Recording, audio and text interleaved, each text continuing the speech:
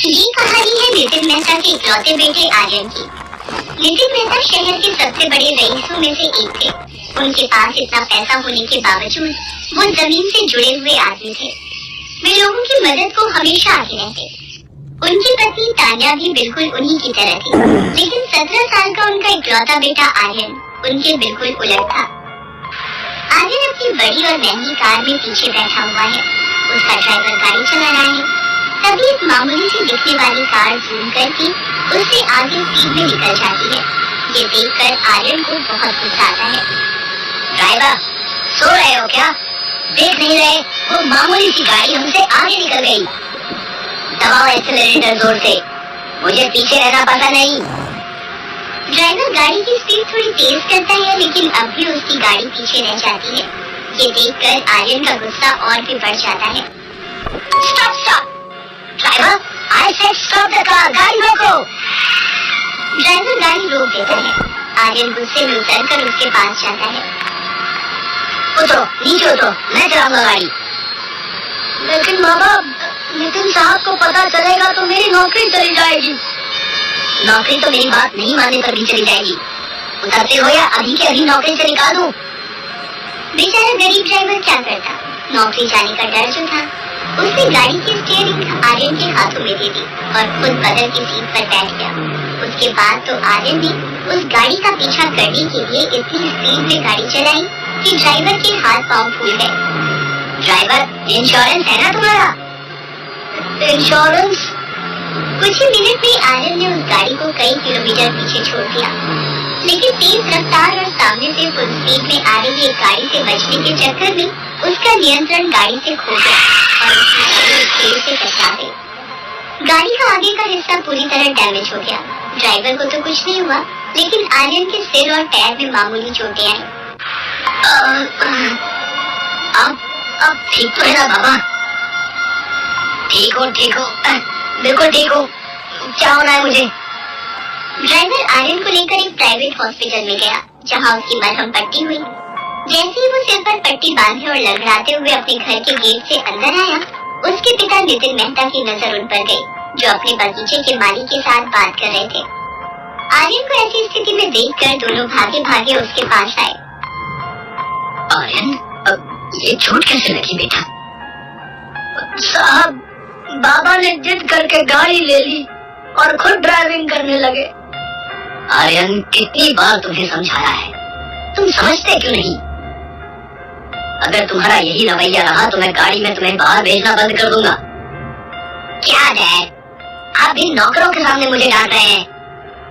कुछ मेरी self respect है कि नहीं? माली काका नितिन मेहता के यहाँ कई सालों से काम करते थे। वो उनके सबसे विश्वास पात्र नौकरों में से एक थे। नितिन मेहता भी उन्हें बहुत मानते थे। आर्यन को जब नितिन मेहता डांट रहे थे तो माली काका ने बचाव किया। साहब, मत डांटिए बाबा को। बाबा, आपको ज्यादा चोट तो नहीं आई? आपके पाँव गर्म पानी से सेक दो। तो मुझसे दूर रहो। यू डर्टी माली, मुझे तुम्हारे बदन से बदबू आती है। चलो हटो यहाँ से। आर्यन, बड़ों से ऐसे बात करते हैं? तुम्हें पता है माली काका ने तुम्हें बचपन में अपनी गोद में खिलाया है। उस समय मुझे समझ नहीं थी पापा कि किसकी गोद में जाना है, किसकी गोद में नहीं। अगर ये समझ होती तो मैं इस गंदे आदमी से 50 कदम दूर ही रहता। आर्यन, अपनी लिमिट क्रॉस मत करो। सॉरी बोलो इन्हें। I said, say sorry to माली काका। Sorry my foot। ये कहकर आर्यन वहाँ से पैर पटकता हुआ घर के अंदर अपनी माँ के पास गया। अरे, ये चोट कहाँ लगा ली तूने? तब आर्यन ने सारी बात अपनी माँ तान्या को बताई। माँ, मेरी तो कुछ हैसियत ही नहीं है इस घर में। अब नौकरों को भी सॉरी बोलो, हद है। बेटा, डैड ने कुछ गलत तो नहीं कहा? तुम्हें पता है ना माली काका हमारे यहाँ कितने दिनों से काम कर रहे हैं। एक तरह से वो हमारे घर के सदस्य की तरह है। आप कभी तो मेरी साइड ले लिया करो मॉम। वैसे भी आप मानो माली काका को घर का सदस्य। मेरे लिए नौकर ही रहेगा। उसे सिर चढ़ाने का मुझे आप लोगों की तरह कोई शौक नहीं है।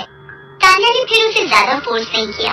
उसने नितिन को भी समझाया कि बेटा जवान हो रहा है, उस पर ज्यादा सख्ती या किसी बात को मानने के लिए मजबूर करना अच्छा नहीं होगा। तान्या की बात सुनकर नितिन भी चुप हो गया। कुछ दिनों बाद आर्यन का बर्थडे था। नितिन और तान्या उसका बर्थडे धूमधाम से मनाने की तैयारी कर रहे थे। उसके 18वें जन्मदिन पर नितिन अपने बेटे को एक महंगी कार सरप्राइज गिफ्ट में देने की सोच रहे थे। वो तान्या से इस बारे में डिस्कस कर रहे थे, तभी उन्हें आर्यन के जोर जोर से चिल्लाने की आवाज आई। वे दोनों भागे भागे नीचे आए। नीचे देखा तो आर्यन माली काका से बेवजह उलझा हुआ था। डैड, आप डिसाइड कर लो, इस घर में मैं रहूंगा या ये गंदा माली। क्या हुआ? तुम इस तरह से इनसे बात क्यों कर रहे हो? मुझे ऐसी ही बात करना आता है डैड।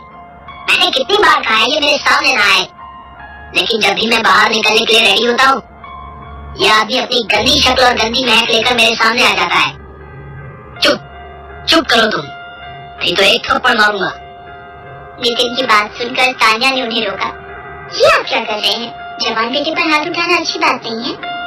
तब आर्यन ने अपनी माँ को रोकते हुए कहा, तुम बीच में मत आओ माँ, आज फैसला हो ही जाने दो। इस घर में कौन रहेगा, मैं या ये माली? उन लोगों की बात सुनकर माली काका ने कहा, बाबा आपको कहीं जाने की जरूरत नहीं है, मैं ही चला जाता हूँ। आप कहीं नहीं जाएंगे? नहीं साहब, आपने मुझे बहुत प्यार दिया, मेरे जैसे छोटे आदमी को सीने से लगा कर रखा, लेकिन अब मेरी बारी है साहब। मैं नहीं चाहता कि मेरे चलते इस घर की शांति भंग हो। ये कहकर माली काका वहाँ से निकल गए। उनके जाने के बाद आर्यन के चेहरे पर एक विजयी मुस्कान थी। 2 दिन बाद आर्यन का बर्थडे था। लगभग सारी तैयारी पूरी हो गई थी। नई कार की डिलीवरी का टाइम फिक्स करने के लिए नितिन कार डीलर को फोन कर इन्फॉर्म कर ही रहे थे, तभी उन्होंने देखा कि आर्यन जो अभी अभी बाहर से घर आया था, वो अचानक से जमीन पर गिर पड़ा। उसके मुंह से खून निकल रहा था। नितिन और तान्या उसे लेकर तुरंत अस्पताल भागे। डॉक्टर उनका दोस्त ही था, उसने उसे तुरंत आईसीयू में डाल दिया। नितिन, यार क्या बोलूं, आर्यन की दोनों किडनी फेल हो गई है। Kidney fail? अरे वो तो बिल्कुल फिट है यार।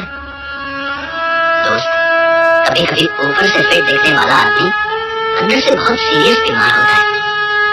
आर्यन बहुत सीरियस है यार।